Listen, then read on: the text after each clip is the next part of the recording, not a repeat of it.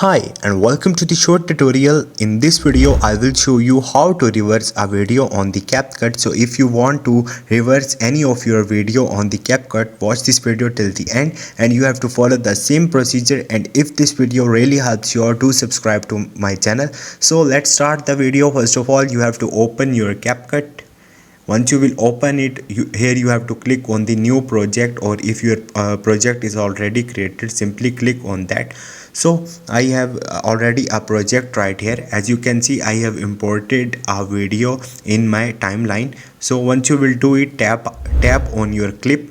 Once you will do it, here you will see different options on the bottom. So swipe to the left, and here you will see on the fourth last a reverse option. Click on it.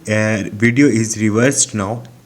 Simply you have to click on this arrow button on the right top to export it. So this is the way. Hope this video will helpful for you. If you have any question or any confusion, just drop a comment.